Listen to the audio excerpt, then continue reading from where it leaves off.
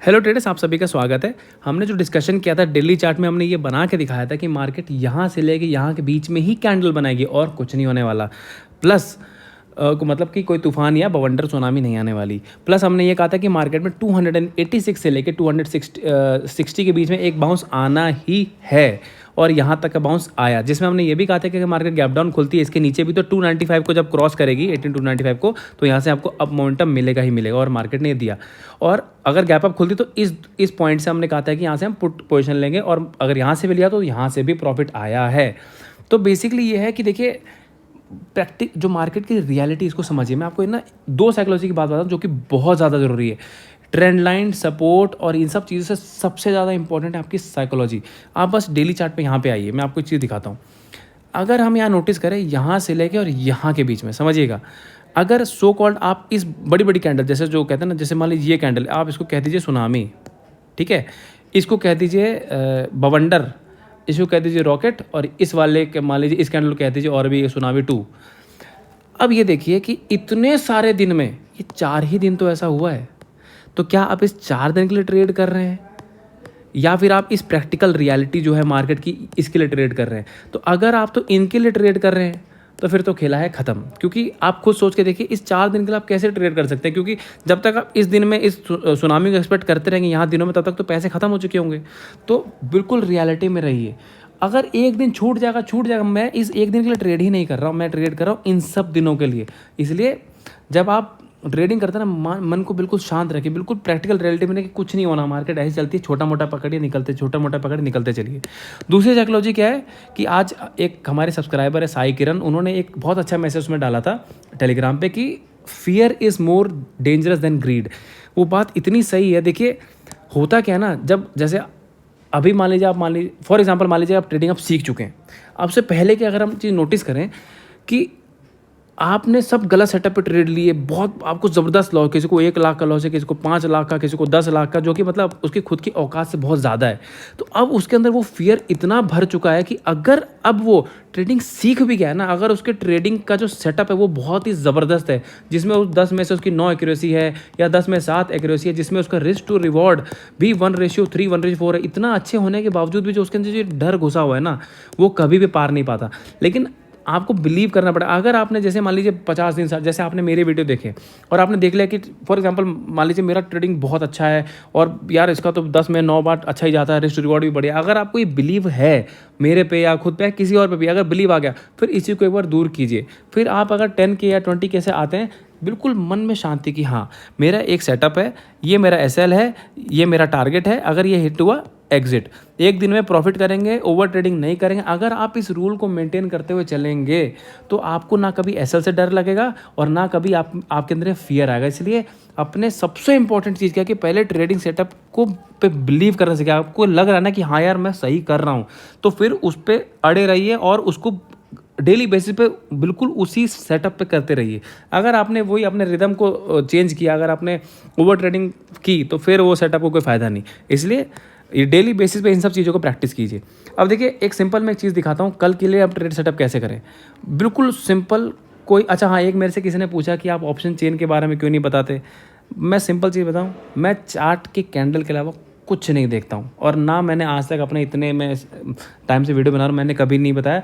मेरे को चार्ट में सब कुछ दिख जाता है, तो मुझे कुछ देखने की ज़रूरत नहीं है, और मेरे को कुछ उसके बारे में समझना भी नहीं है। हालांकि मैं जानता हूँ option chain, call writing, put writing, फलाना, लेकिन इतनी नहीं ज़रूरत है। आप जितना ज़्यादा कॉम्प्लिकेट करेंगे चीज़ों को, आप ट्रेडिंग उतनी ही ख़राब कर लेंगे अपनी। तो सिंपल आते हैं चार्ट पे। देखिए, मैं अगर यहाँ पे डेली चार्ट पे देखूँ, कुछ नहीं देखना, बहुत सिंपल एक चीज़ है, ये दोनों कैंडल दिख रहा है बेरिश, बस सिंपल, ज़्यादा कुछ देखना ही नहीं। तो मेरा यहाँ सीधा काम है, मैं यहाँ से पुट खोजूंगा, कॉल अवॉइड कर दूंगा, चली जाए यहाँ बना दे ग्रीन कैंडल, मुझे कोई फर्क नहीं पड़ता।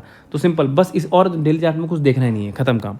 अब आते हैं सीधा, मैं आपको 15 मिनट के चार्ट पे लेके जाऊँ, थोड़ी साइकोलॉजी समझाते हैं। आमतौर में 5 मिनट पे दिखाता हूँ, बट यहाँ पे थोड़े फीचर्स यहाँ पे थोड़े अच्छे दिख जाएंगे। यहाँ देखिए, अब ये 15 मिनट के चार्ट पे अगर आप नोटिस करें बायर कहाँ आया था, आज हम नोटिस करें, देखिए यहाँ पे एक हैमर कैंडल बनी, यहाँ पे बायर आए तेज़ी से। अच्छा, इस हैमर के ऊपर पे जिसने पोजीशन बनाई वो मार्केट, देखिए कल मार्केट रेंज बाउंड ट्रेडिंग कर सकती थी अगर मार्केट आज यहाँ क्लोज ना करती, समझिएगा। अगर ऐसे आके यहाँ आकर यहीं कहीं क्लोज कर गई होती तो इसका मतलब है कि कल के दिन भी मार्केट 99% चांस थे कि इसी के बीच में कहीं रेंज बाउंड करके और क्लोज कर देती। लेकिन जस्ट बिकॉज कि मार्केट ने यहाँ क्लोज किया है, आप इस सेंटिमेंट की साइकोलॉजी को समझने की कोशिश कीजिए कि यहाँ पे देखिए हैमर कैंडल बना के बुल आए और यहाँ आने के बाद और आकर और नीचे ही क्लोज कर दिया है। अब इस जगह जिसने पुट राइटिंग की है वो तो है खतरे में कि अगर यहाँ से मार्केट गया नीचे तो भाई ये तो पैनिक में आएगा और सेलिंग आ सकती है तेज। प्लस यहाँ पर भी देखिए ये वाले कैंडल पे बाइंग बहुत तेज है और इस वाले कैंडल पे यहाँ पे जो बताया, तो अगर मार्केट गलती से इसकी नीचे गैप डाउन खुल गई तो इनके पास कोई मौका नहीं है कवर करने का और ये भागेंगे तेज़ी से। ये 100% है। अगर मार्केट कल 99% चांस है कि 18,230 के नीचे खुलती है तो मार्केट में सेलिंग तेज होनी चाहिए, ताकि क्योंकि फिर ये जो पुट राइटिंग लास्ट में करके गए इस हैमर कैंडल को देख के ये फंस जाएंगे। तो एक तो क्लियर कट है कि ये वाली कैंडल का लो और यहाँ पे ये दोनों के दोनों पैनिक करने वाले हैं गैप डाउन पे। तो मेरा सेटअप एक तो क्लियर हो कि इसके नीचे मुझे लेना सेटअप। अच्छा, अगर मार्केट खुल गई फ्लैट तो फ्लैट खुलने में देखिए थोड़ा सा ना रिस्क है, मैं लेना नहीं चाहूँगा। वैसे मैं थोड़ा सा एसएल से ट्राई कर सकती है, अगर फ्लैट खुल के अगर ये ब्रेक करता है इसको तो थोड़ा ये कि इस कैंडल के आसपास से हो सकता है कि थोड़ा सा बाउंस ऐसे दे दे, तो मैं थोड़ा सा डाउटफुल केस मेरा रहेगा यहाँ पे, इसलिए मैं थोड़ा सा फ्लैट के केस में अवॉइड करूँगा। एक दो मैं सेटअप भी बताता हूँ आपको। अच्छा, अगर मार्केट में गैप अप खुलता है तो मैं अब 5 मिनट के चार्ट पे चलता हूँ। बस एक ये चीज़ कीजिएगा कि बस इसको ये ट्रेंड लाइन ड्रॉ कर लीजिएगा ये, और जो मैंने कल का लेवल बताया था 18,295, देखिए मार्केट आज भी इसी पॉइंट पे ही लास्ट में रिजेक्शन करके बंद हुई थी, इसी पॉइंट पे एग्जैक्ट। तो अब ट्रेडिंग का सेटअप बनाना कैसे है, एक तो देखिए मैंने माइंड में क्लैरिटी क्या ले ली कि मैं कॉल तो नहीं लेने वाला हूँ। अच्छा, अब सिंपल ये करना है कि अब देखिए ये आपको यहाँ से एक ट्रेंड लाइन खींच लेनी है। मार्केट अगर इस ट्रेंड लाइन पे गैप अप खुलती है, जो कि वैसे खुलना नहीं चाहिए बट स्टिल अगर खुल जाए तो यहाँ पे सिंपल है, यहाँ पे इस ट्रेंड लाइन पे पुट और जस्ट इसके ऊपर एसएल करता है trading close, trading literally close. मैं यहाँ से कॉल में इंटरेस्टेड नहीं हूँ। मैं कभी भी गिरती हुई मार्केट में तुरंत मैं कॉल नहीं लेता और बढ़ती मार्केट में तुरंत मैं पुट नहीं लेता हूँ। तो ये तो क्लियर कंस्ट्रक्शन हो गए।